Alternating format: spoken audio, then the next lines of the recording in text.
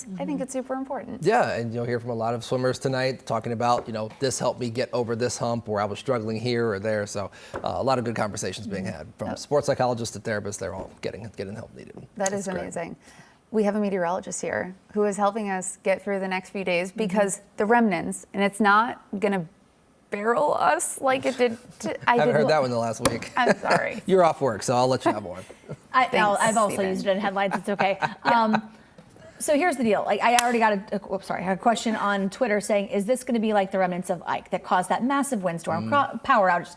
Not the same setup at all. So this is more typical what we would get out of the remnants of a tropical system. So take a look at what's coming our way over the next 2 days. Your storm timeline looks like this. Between Tuesday afternoon and Wednesday early evening, that is the time frame that this system rolls through our area. As far as the impacts go, we will have rounds of rain and thunderstorms and the potential for some stronger storms on Tuesday, including at least a low-end threat for a tornado in our region. That has to do with where the track of the center of that system goes. As far as the rainfall totals over the course of that kind of 24-hour time frame, on average, most of us will pick up somewhere between about a half and an inch and a half of total rainfall.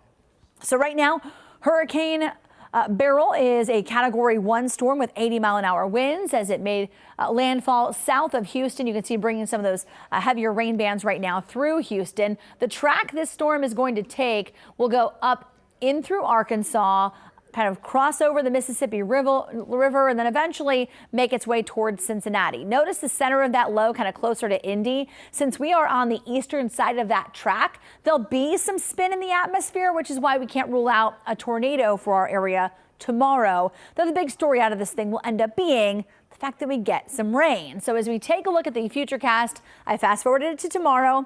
We actually should have a pretty sunset tonight with those clouds coming in from Beryl, but tomorrow morning waking up to cloudy skies, muggy air, and we're dry through the morning.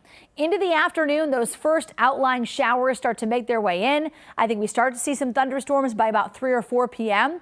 on Tuesday. Getting into the evening, again, all of these are going to be kind of scattered at first and then picking up Tuesday night. I think after Tuesday sunset is when we see some of the heavier bands come through. So while you're trying to sleep Tuesday night into Wednesday morning, some of the more intense rainfall, and we'll have some thunderstorms to start out Wednesday, and then we transition back over to gray skies, occasional rain through Wednesday early evening. And again, most of us are going to see somewhere between 1/2 and 1.5 inches of rain. Today, sunshine early and then those clouds. 91 degrees, the expected high today.